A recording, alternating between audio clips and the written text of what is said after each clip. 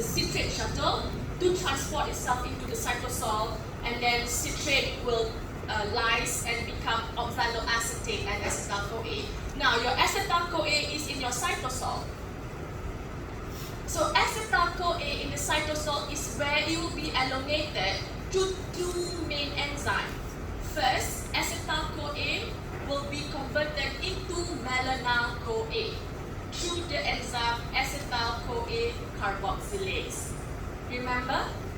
So acetyl-CoA will become malonyl-CoA. Malonyl-CoA is the carbon tree. Now, malonyl-CoA then acetyl-CoA will combine itself in this very complex enzyme called fatty acid synthase. So, fatty acid synthase, okay, will elongate and marry malonyl-CoA with acetyl-CoA. Get this, okay? Malonyl-CoA is carbon 3, acetyl-CoA is carbon 2. During the process of elongation in fatty acid synthase, one carbon dioxide is released, meaning that malonyl-CoA from carbon 3 become carbon 2. So you have carbon 4 when lipogenesis occurs. Just remember, malonyl-CoA are enzymatically attached to acetyl-CoA, release carbon dioxide, so you form carbon 4. Then another malonyl-CoA will come in and attach itself to carbon 4, releases carbon dioxide, so it becomes carbon 6. So the whole process repeats itself. Another molecule of malonyl-CoA will be added to the elongated fatty acid to finally have your carbon 16.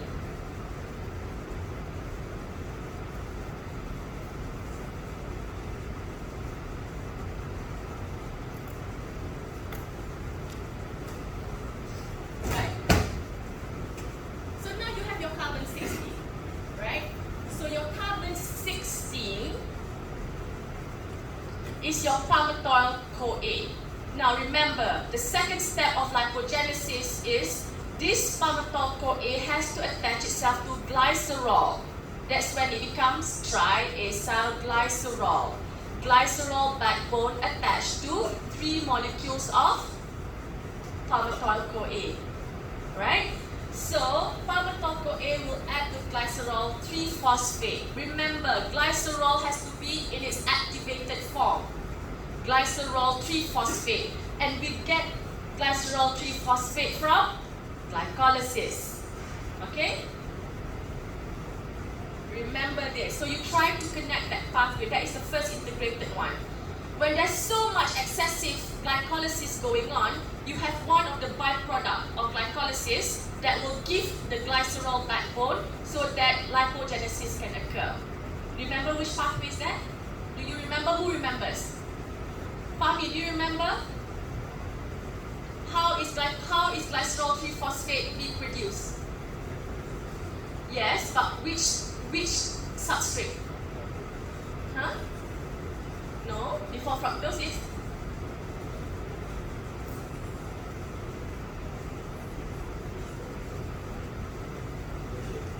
Huh? What is it? Dihydroxy acetone phosphate.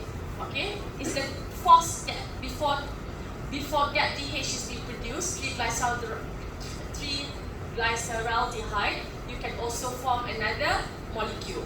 Okay, so it's about the fourth step of glycolysis. Instead of going into glycolysis, it can donate its glycerol 3-phosphate into lipogenesis. Don't worry if it's too complicated, you just go into look at the glycolysis pathway and which of it that will give you the glycerol 3-phosphate. Okay? So anyway, to elongate or to form triglyceride, you need palmitoyl-CoA and glycerol. Glycerol in its activated form, glycerol 3-phosphate derived from glycolysis. Then you have your triglyceride. And your triglyceride will be stored in your fat tissue. That's it. And in terms of regulation, I've already explained this to you. Regulation, the key rate limiting enzyme is acetyl-CoA carboxylase. Opposing to beta oxidation, in the presence of insulin, you don't need fat. Fat that you eat butter and rice, butter will be fat in your body. It will stay as butter. It will not be formed into ATP. Only your rice will become ATP. Because in the presence of insulin, insulin will dephosphorylate insulin will dephosphorylate acetyl-CoA carboxylase, therefore activating it. So it will increase the formation of palmitoyl-CoA from acetyl-CoA. And you have your triglyceride formation. Conversely, like I said, in the presence of glucagon, you don't need the acetyl-CoA to be broken down into ATP. So glucagon will phosphorylate and deactivate acetyl-CoA carboxylase. And this will inhibit, in the presence of glucagon, it will inhibit lipogenesis. You also have positive allosteric regulator, citrate. Remember, citrate is a byproduct of when there's too much acetyl-CoA, and acetyl-CoA needs to traverse the mitochondria by forming citrate. So citrate is also an allosteric regulator of acetyl-CoA carboxylase. Okay, AMP kinase, right, is a signal of AMP is a signal of hunger. It's the same with glucagon. In the presence of AMP, high AMP means you have low ATP. You are hungry. AMP is a hungry signal. So AMP will cause allosteric regulation and will inhibit acetyl-CoA carboxylase. Because when you're hungry, apart from glucagon, high AMPK will promote the acetyl-CoA to become beta oxidation and produce ATP. Are you following? You following me? Okay? Right. And that is lipogenesis. Okay. The last two pathways very, very easy. Okay, this is also very easy. You also have lipolysis. Very simple. It's the process which occurs before beta oxidation. It's the process which occurs before beta oxidation, and it occurs primarily in your adipose tissue. Because we know that your skeletal muscle will just take in the palmitic acid in the blood. Palmitate is derived from the triglyceride storage in your adipose tissue. So triglyceride in your adipose tissue will then be broken down into palmitic acid and then diacylglycerol. Diacylglycerol means that there is two palmitic acid attached to it, will then under the enzyme of hormone sensitive lipase. Hormone sensitive lipase will break the glycerol bond with the palmitic acid bond. So you have 3 free palmitic acid and 1 glycerol. Why I write it like this? First, triglyceride loses 1 palmitic acid. It becomes diacylglycerol. Then it loses 2 palmitic acid because hormone sensitive lipase is only the substrate, the main substrate for hormone sensitive lipase is diacylglycerol. So hormone sensitive lipase catalyzes the breakdown of palmitic acid and glycerol using DAG. That's it. So triglyceride becomes diacylglycerol, hormone sensitive lipase will break down all the palmitic acid and glycerol. So the palmitic acid will enter your blood vessel and the palmitic acid will go into your skeletal muscle, will go into your liver so that it produces ATP. So from here, beta oxidation occurs. Are we following? Are you following me? Are you following me or not? No. I can repeat, okay. Right. Listen to me. Beta oxidation occurs when you're hungry, right? Right? So in order for beta oxidation to occur, what do you need? What's the first thing that you need? Palmitic acid. Okay? So the first thing that you need for beta oxidation to occur is palmitic acid, and this occurs in liver and skeletal muscle. All I'm telling you is the palmitic acid that enters your skeletal muscle is derived from triglyceride. Are you following this? Okay, so if I were to do a pathway above this, you have your adipose tissue and you have your triglyceride. Triglyceride will be broken down by HSL into free glycerol and palmitic acid. So then this palmitic acid can enter your skeletal muscle from your fat tissue to be a source of energy. Do you understand? Okay? So lipolysis precedes beta oxidation. Fat tissues give palmitic acid from its triglyceride storage to skeletal muscle by breaking it down using the enzyme hormone sensitive lipase. Okay? Good. So what's the regulation then?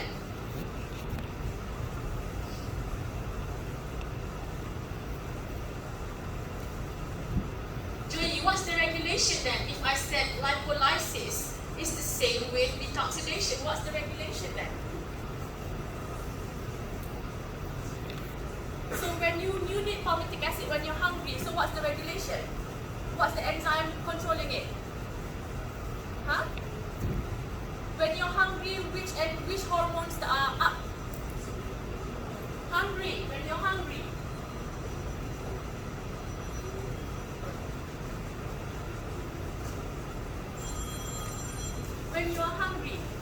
When you're hungry, which hormone is up? Huh? Again? Glucagon? Glucagon. So when you're hungry, glucagon is up. Is lipolysis up or not? Why? Because you're hungry, so you need that palmitic acid. So glucagon phosphorylates and activate hormone sensitive lipase. Okay? It is the opposite of acetyl-CoA carboxylase. If acetyl-CoA carboxylase is inactive when it is phosphorylated, hormone sensitive lipase is active when it is phosphorylated. In the presence of glucagon, when you need that free palmitic acid from your fat, HSL will be activated via phosphorylation in the presence of glucagon. That's it.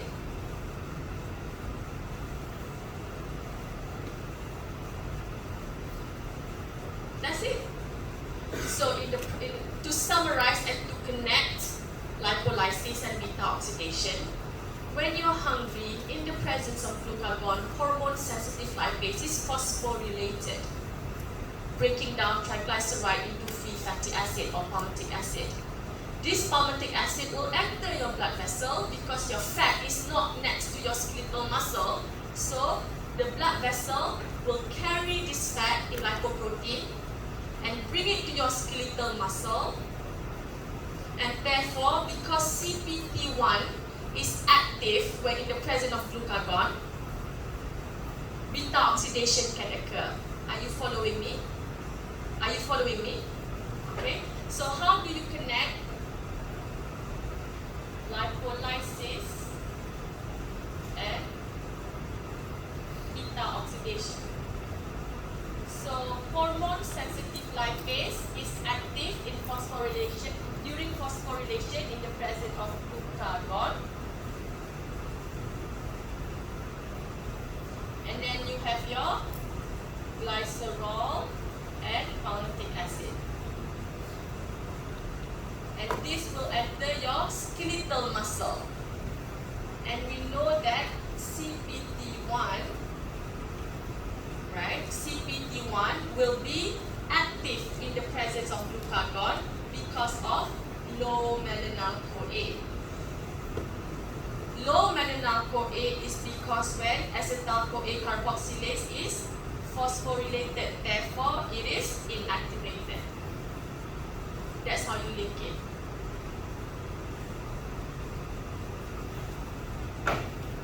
Faham?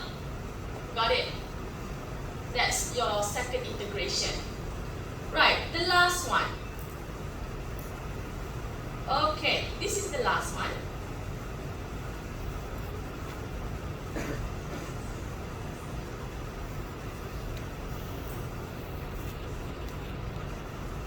Ketogenesis. So, during prolonged starvation, your fat is already giving off all your palmitic acid. But palmitic acid is slow to be metabolized to get ATP. Right? So your body will start producing ketone bodies. Ketogenesis can only occur in the liver. Okay? During prolonged starvation, you have increase in palmitic acid coming from your triglyceride. Because lipolysis occurs when glucagon is high, correct? Right? So you have so much palmitic acid coming from your fat tissues that the liver has so much acetyl-CoA that it exceeds its oxidative capacity. Like, I cannot metabolize any more fat and any more ATP, but your body is hungry because you are so hungry for such long period of time. Your body gets a bit tired of metabolizing the fat into ATP. So you have a surplus acetyl-CoA. And your liver has this enzyme, HMG-CoA synthase. When HMG-CoA synthase see a high acetyl-CoA, it will bind to acetyl-CoA to become aceto-acetyl-CoA. HMG-CoA synthase will form HMG-CoA, and you have your ketone bodies, which are acetoacetate and 3-hydroxybutyrate. There are 3 types of ketone bodies: acetoacetate, 3-hydroxybutyrate, and the last one is acetone. But acetone cannot form acetyl-CoA. So there are 3 forms of ketone bodies, but only 2 ketone bodies can be used to produce energy. Do you understand? So I repeat, ketone bodies are being produced from 2 acetyl-CoA, that is acetoacetate and 3-hydroxybutyrate. These ketone bodies are magical because they are water soluble. So it is easy for it to go and travel into the blood. Unlike your fat, it needs to be encapsulated in lipoprotein, only that it can travel in your blood vessel. This is why ketone bodies is produced, because it can just enter the blood as it is. It is water soluble, so it enters your blood vessel. It is taken up by your skeletal muscle and especially your brain, because your brain has the blood-brain barrier. When it's hungry, it can only use ketone or glucose. It cannot use fat. Therefore, ketone will be taken up by your brain. Ketone will be taken up by your skeletal muscle. And quickly it will become ATP because 3-hydroxybutyrate and acetoacetate will become acetoacetyl-CoA, primarily produces acetyl-CoA, and it will form ATP. In summary, ketogenesis occurs during prolongation and during starvation, where excessive acetyl-CoA only in the liver will produce ketone bodies, that is 3-hydroxybutyrate and acetoacetate. These 2 ketone bodies travel into the blood and will convert itself into acetyl-CoA. And there are 3 reasons why your body likes to produce ketone bodies. You go and find out, it's my lecture note.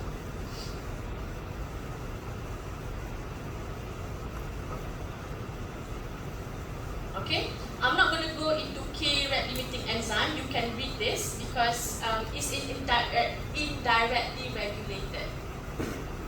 Okay, so when you're hungry in the presence of glucagon, there will be a very high level of hormone-sensitive lipase activity, and therefore beta oxidation goes up. When beta oxidation goes up, there will be high acetyl-CoA, and this acetyl-CoA will be diverted into ketogenesis. Okay, this is from beta oxidation. So ketogenesis is up in the presence of glucagon, because beta oxidation will produce the acetyl-CoA the liver needs to divert the formation to ketone bodies. Okay. Conversely, insulin, you are full. There is activation of acetyl-CoA carboxylase, therefore increased malonyl-CoA. Increased malonyl-CoA, decreased beta oxidation and decreased acetyl-CoA, and therefore inhibits ketogenesis. So the regulation is indirect. There's a lot more regulation of ketogenesis, but I'm not going to go into it. It's quite complex, but this is the most straightforward one that you can relate to your other pathway. That's it. That is all your pathway in a nutshell.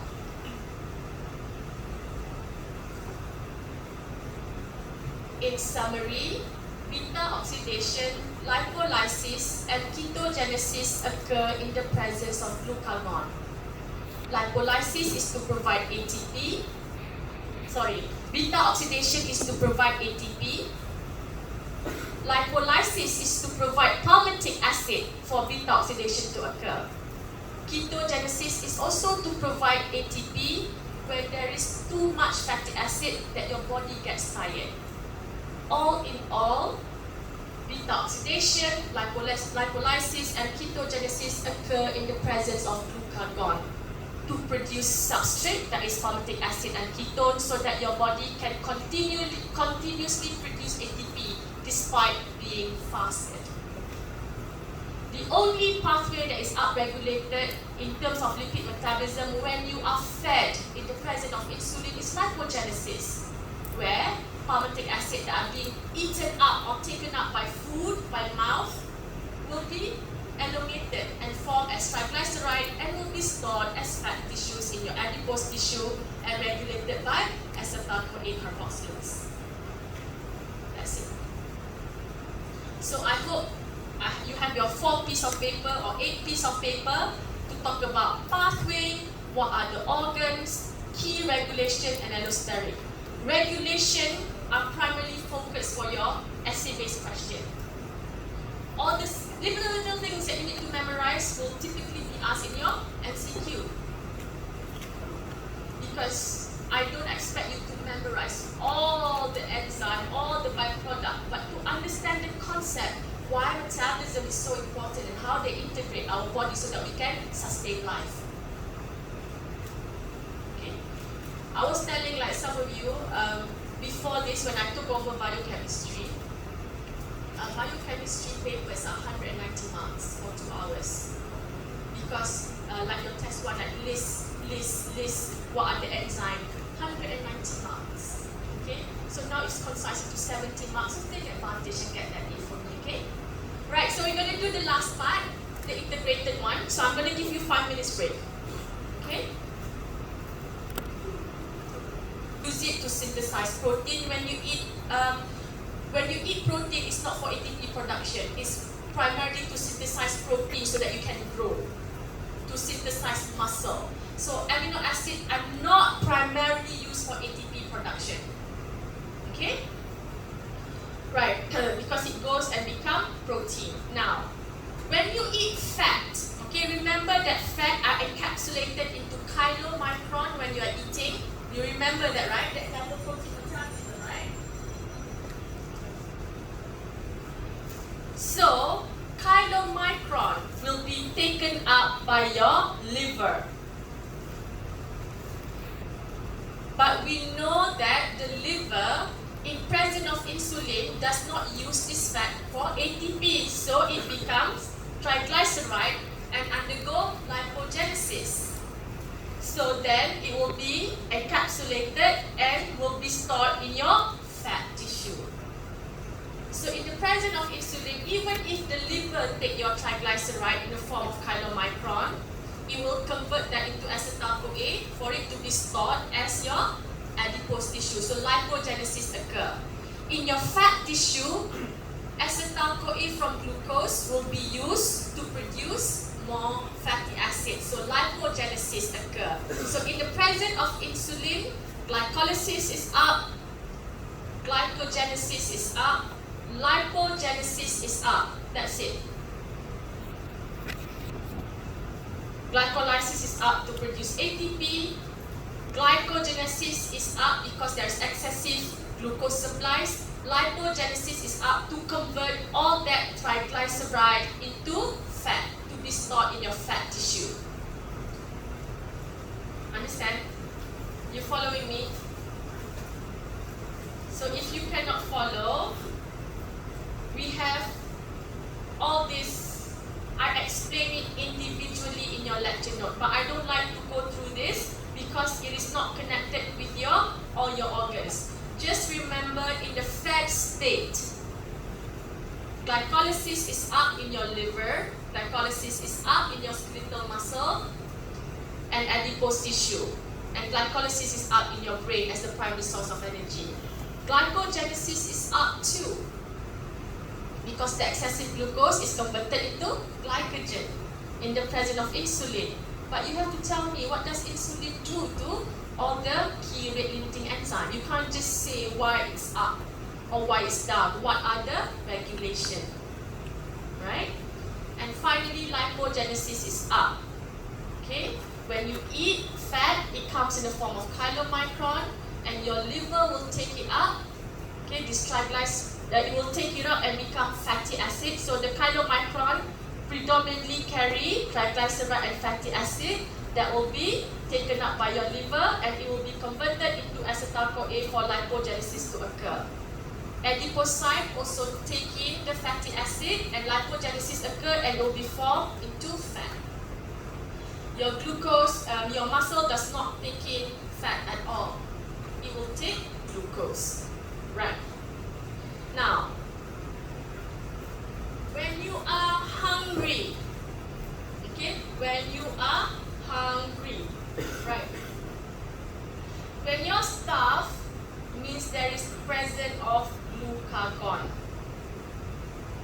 First, in the presence of glucagon, glycogenolysis is up, because your glycogen phosphorylase will be phosphorylated,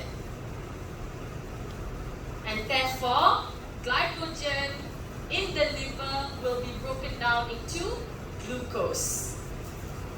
Okay, so first glycogen will break down, and therefore your glycogen from the liver will then will become glucose, enter the blood, and it will feed your brain. The glucose will primarily feed your brain. Do you notice that your skeletal muscle is not taking up any glucose?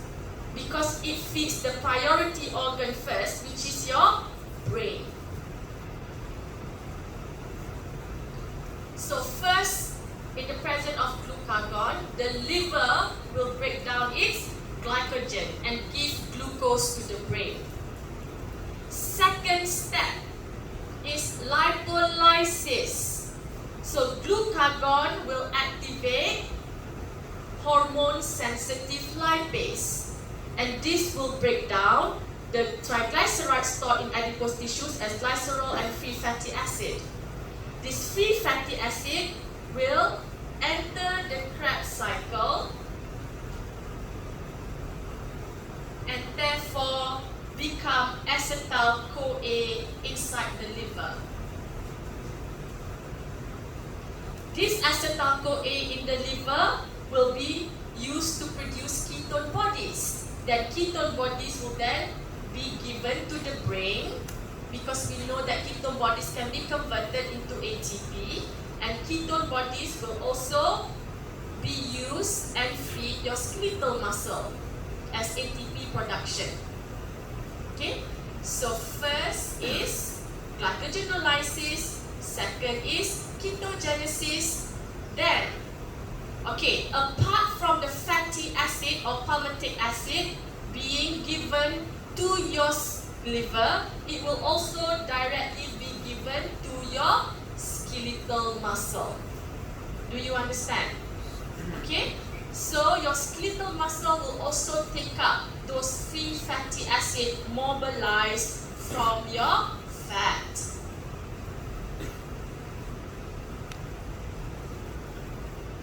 And ATP is being produced and beta oxidation is up. Okay? And the third one, gluconeogenesis. You have protein breakdown in your muscle. When in the presence of glucagon, there is protein breakdown, and this amino acid will be converted into gluconeogenic precursor. So gluconeogenesis using amino acid will then convert all of this into pyruvate and then into glucose. Remember, gluconeogenesis is the conversion of amino acid into glucose. So those glucose will then be taken up by your brain.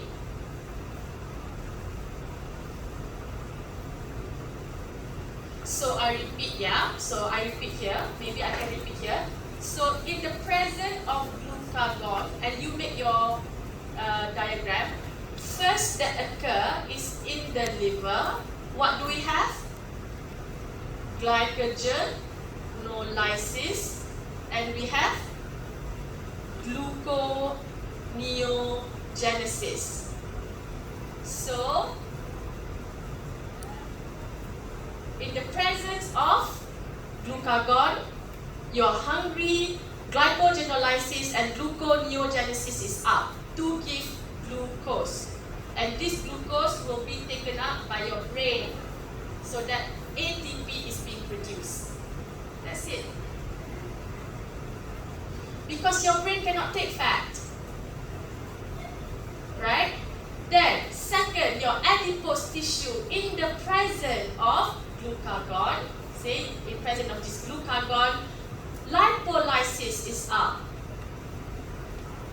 because of activation of hormone sensitive lipase, and this will break down triglyceride into glycerol and palmitic acid or fatty acid is the same thing, and this fatty acid will be used by your skeletal muscle.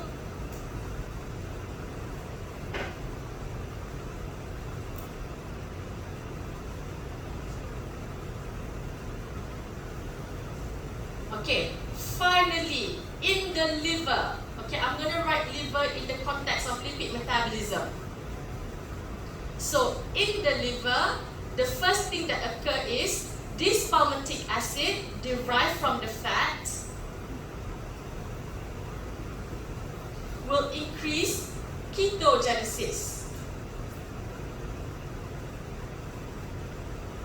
So, the ketone body will feed your brain, and the ketone body will also feed your skeletal muscle. So ATP production is always up. Finally, in the presence of glucagon, you also have an upregulation of beta oxidation because CPT will be up in the presence of glucagon. Beta oxidation will increase fatty acid to enhance ketogenesis, and also this fatty acid can be used to feed skeletal muscle. And finally, in skeletal muscle, beta oxidation is always up because skeletal muscle obtains its fat from adipose tissue, obtains its fat from the liver. And beta oxidation is up because in the presence of glucagon, CPT1 is up. That's it. Okay? So that is your integrated urine fasted. Just remember, draw your organ first to feed the organ that needs most energy, which is the brain, you need glucose. Glucose is derived from the breakdown of glycogen and gluconeogenesis by the liver. You then feed your brain. Your liver, your adipose tissue breaks down your triglyceride, so you get fatty acid. Don't be confused. Fatty acids refer to palmitic acid. It's the same thing. Okay? So you get palmitic acid or fatty acid. Then this will be taken up by your liver to produce acetyl-CoA and produce ketone bodies. So ketones are taken up by your brain, ketones are taken up by your skeletal muscle to produce ATP. In skeletal muscle, beta oxidation is always up. So it takes up the palmitic acid from the liver and from the adipose tissue to convert it into ATP, because CPT1 is up at this moment.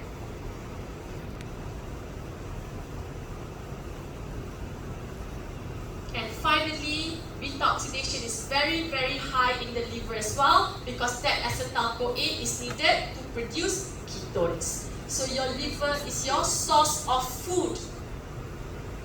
It gives you glycogen, it gives you fat. Your fat tissues is also your source of food. So get this. Even when you're eating, but you're only eating fat and protein, as long as there is no insulin, fat will be used. So meaning that the traditional feeding state is rice and fat. But the diet feeding state is low carbs, high protein, high fat, so that you don't use glucose, so you burn your fat. And that is why ketogenesis is sometimes the preferred dietary implementation, like Dr. Lat has mentioned. And that's all from me. Okay? That is all from me. Remember, regulation is one of the most important things that you need to understand. Be cautious, okay? Some question, when it's integrated, means the glucose and lipid, it's my part. When it talks about glucose alone without integration, it's Dr. Yao's part. It can be confusing because my integrated has to integrate all the pathway. Understand? Okay? Okay, don't worry, this is all recorded, so you can catch it. I'm not really going to go through your